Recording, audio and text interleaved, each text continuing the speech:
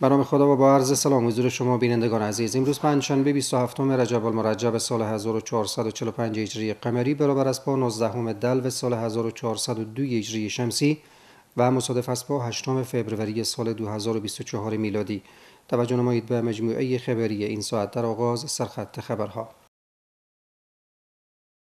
دیدار والی هرات با سرکنسول کشور ترکیه در این ولایت و تاکید بر گسترش روابط دو کشور در ابعاد مختلف. تحویلی 69 بابخانه دیگر برای متضررین زلزله از سوی کمیسیون رسیدگی به زلزله زدگان هرات و سفر گروهی 30 گردشگر مالیزیایی به هرات و دیدار از اماکن تاریخی این ولایت. شیخ الحدیث مولانا نوراحمد اسلامجار والی هرات با حضور معاون ریاست ارتباطات خارجه این ولایت با سرکنسول کشور ترکیه دیدار و گفتگو نمود. در این دیدار مشاور امور دینی سفارت ترکیه و آمر مکاتب افغان ترک هم حضور داشتند. والی هرات ضمن خوشامدید به مهمانان گفت که افغانستان به ویژه هرات منابع خوبی برای سرمایه گذاری دارد.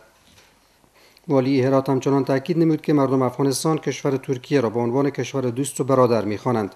همچنان در این دیدار مشاور امور دینی سفارت ترکیه ضمن ارائه گزارشی از کمک به زلزله زدگان هرات یک بار دیگر مراتب تسلیتشان را به قربانیان این رویداد ابراز داشت. در این دیدار والی هرات با تاکید بر تامین امنیت به گونه کامل در سطح کشور به ویژه هرات از علمای ترکیه خواست تا به افغانستان سفر نمایند. مولانا اسلامجار همچنان روابط تجارتی و فرهنگی بین دو کشور را با اهمیت خواند. در اخیر هر دو طرف روی همکاری‌های بیشتر و ایجاد سهولت در بخش‌های مختلف تاکید ورزیدند. طبق خبر دیگر، شیخ الحدیث مولانا نوراحمد اسلامجار والی هرات با حضور معاون ریاست ارتباطات خارجه با سرکنسول جمهوری اسلامی ایران دیدار و گفتگو نمود. در این دیدار والی هرات ضمن تاکید روابط نیک میان دو کشور خواهان ایجاد سهولت در خدمات ویزای سیاحتی از سوی کشور ایران در این ولایت شد. والی هرات تاکید داشت که ایجاد سهولت در بخش‌های مختلف حق شهروندان بوده و آنان در تلاش رفع مشکلات آنانند. در این دیدار صدیقی فر سرکنسول جمهوری اسلامی ایران بر فراهم آوری سهولت‌ها در راستای صدور ویزای این کشور به شهروندان هرات تاکید نمود. با سلسله اعمار و تحویلی خانه‌ها برای آسیب دیدگان زلزله این بار 69 بابخانه دیگر با حضور معین امور نشراتی و معاون مقام ولایت، رئیس صاحبی زون غرب هلال‌احمر، سخنگوی کمیسیون رسیدگی به زلزله زدگان هرات و رئیس اطلاعات و فرهنگ، مردم و مسئولین بنیاد خیریه قمر برای آسیب دیدگان تحویل داده شد. در این محفل مولوی آیت الله مهاجر فراهی سرپرست معاونیت مقام ولایت بیان داشت که امارت اسلامی تمامی ضروریات زندگی در این خانه‌ها را در نظر گرفته است و در آینده نیز به مشکلات این افراد رسیدگی صورت خواهد گرفت. با این حال رئیس اطلاعات و فرهنگ و سخنگوی کمیسیون میگوید که در حدود 69 بابخانه در قریه سربلند و نایب رفیع ولسوالی زندجان از سوی بنیاد خیریه قمر برای آسیب دیدگان اعمار و تحویل داده شد.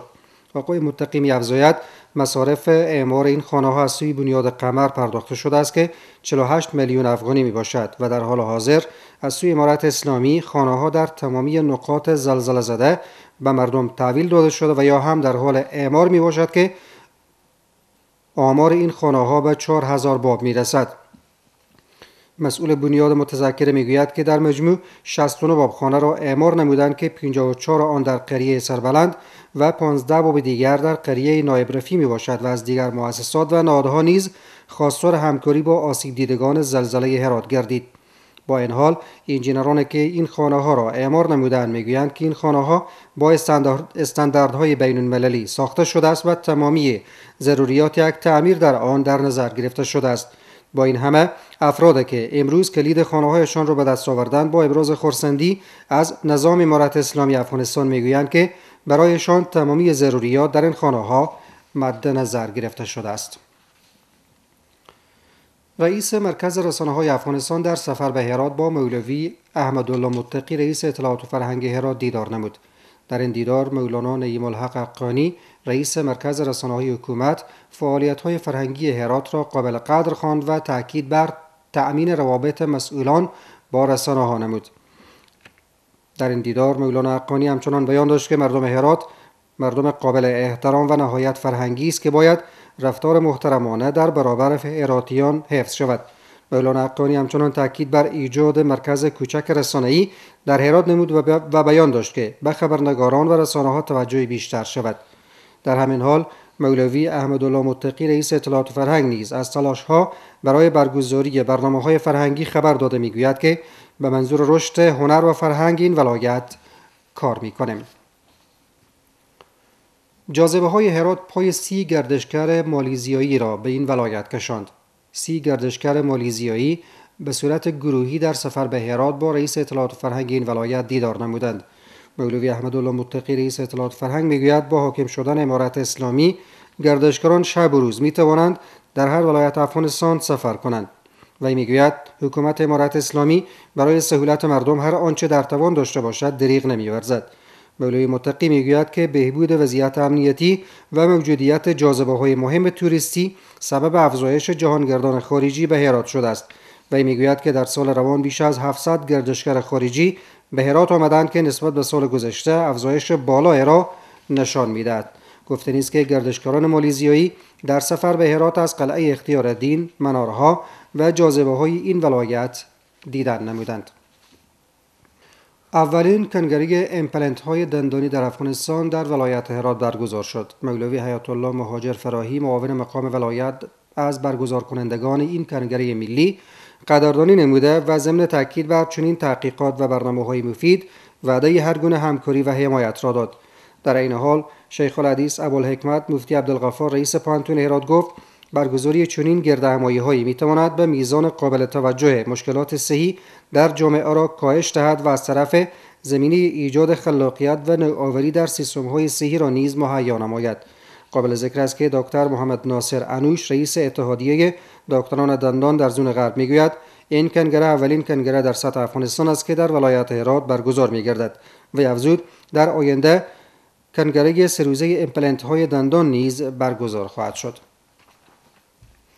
توجه کنید به اطلاعیه ریاست ارشاد حج و اوقاف. خطبای محترم و مبلغین گرانقدر لطف نموده در خطبه‌های نماز جمعه در ارتباط به نصیحت‌های خاص برای اصلاح اعضای خانواده و تربیت درست فرزندان و همچنین در مورد حقوق اطفال صحبت‌های همه جانبه داشته باشید.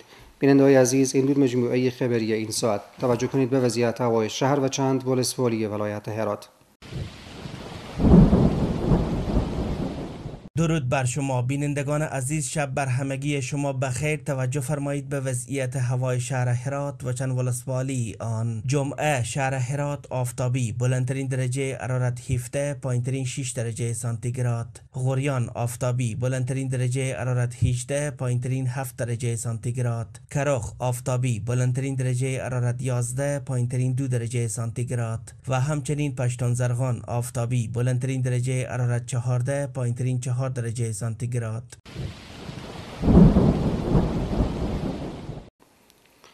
و در پایان مرور مجدد داریم بر سرخط خبرها. دیدار والی هرات با سرکنسول کشور ترکیه در این ولایت و تاکید بر گسترش روابط دو کشور در ابعاد مختلف. تحویلی 69 بابخانه دیگر برای متضررین زلزله از سوی کمیسیون رسیدگی به زلزله زدگان هرات و سفر گروهی 30 گردشگر مالیزیایی به هرات و دیدار از اماکن تاریخی این ولایت. بینندگان عزیز، از توجه و همراهیتان به مجموعه خبری این ساعت سپاسگزارم. وقت بر همه‌تان خوش. خدا نگهدار.